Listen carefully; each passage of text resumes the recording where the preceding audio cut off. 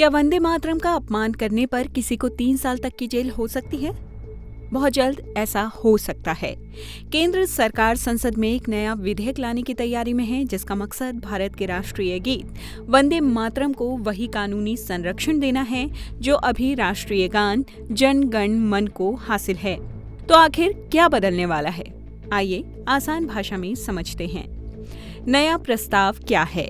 सरकार आने वाले मॉनसून सत्र में prevention of insults to national honour संशोधन विधेयक 2026 संसद में पेश करने जा रही है।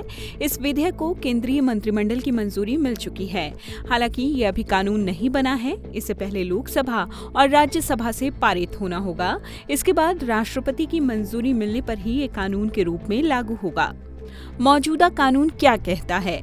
फिलहाल prevention of insults to national honour act 1971 3 राष्ट्रीय प्रतीकों को कानूनी संरक्षण देता है।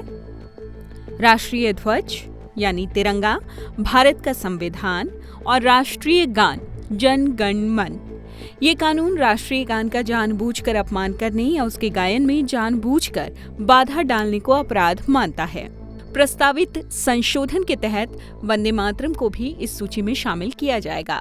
अगर ये विधेयक कानून बन जाता है तो वंदे मातरम का जानबूझकर अपमान करने या उसके गायन में जानबूझकर बाधा डालने पर दोषी व्यक्ति को 3 साल तक की जेल, जुर्माना या दोनों सजा हो सकती है। यहाँ एक बात बेहद महत्वपूर्ण है, ये प्रस्ताव सिर्फ जानबूझकर किए गए अपमान या व्यवधान पर लागू होगा, यानी गलती से हुई भूल या अनजाने में हुई त्रुटि इस दायरे में नहीं आएगी। सरकार ये कानून क्यों ला रही है? दरअसल केंद्र सरकार का कहना है कि वंदे मातरम भारत के इतिहास में बेहद महत्वपूर्ण स्थान रखता है।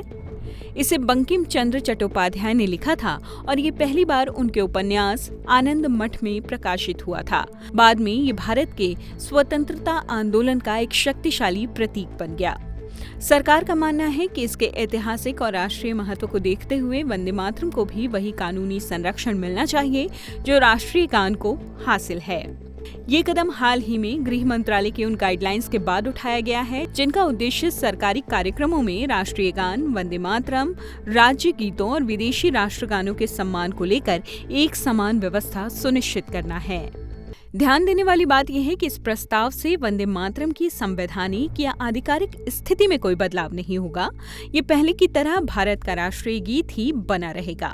सरकार सिर्फ इसे राष्ट्रीय गान के समान कानूनी संरक्षण देने का प्रस्ताव लेकर आई है। अब सबकी नजर संसद की बहस और मतदान पर रहेगी। अगर ये विधेयक दोनों सदनों से पारित होकर राष्ट्रपति की मंजूरी हासिल कर लेता है तो ये कानून के रूप में लागू होगा।